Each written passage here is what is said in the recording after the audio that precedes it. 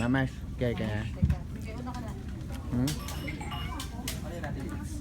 Ayun. So, Miss and Maya, ano yung, how does it feel na ito? Nilaunch na yung album niyo as, and then part na kayo ng Star Music. We're very excited. Ito na! Yeah, you know. Ito na sa kanila, Mix and Maya under Star Music. Sana po supportahan nilang lahat. So, pinagpagburan namin lahat ng to. And sana magustuhan Sulit nila, naman eh. ma-enjoy sila katulad ng pag-enjoy na paggawa namin ng album na to.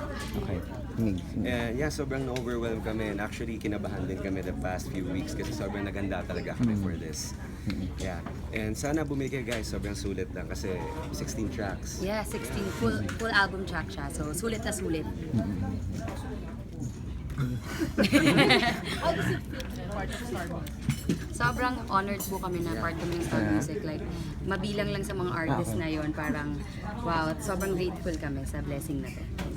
Sobrang hindi talaga namin in-expect. Yeah. Sobrang privileged talaga kami to be part of this Star Music. Yan, sobrang thank you.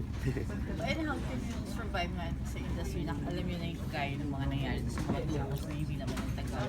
Kayo, what are your plans? Ano plans ni Barry or ng Star Music? Parang ano yung mag-shine kayo, yung maging madalian na yung career? Well, lahat naman talaga, May pagdadaanan may talaga. pagdadaanan talaga yun. But sa amin ni Migs, kasi ano at the end of the day, we both love music.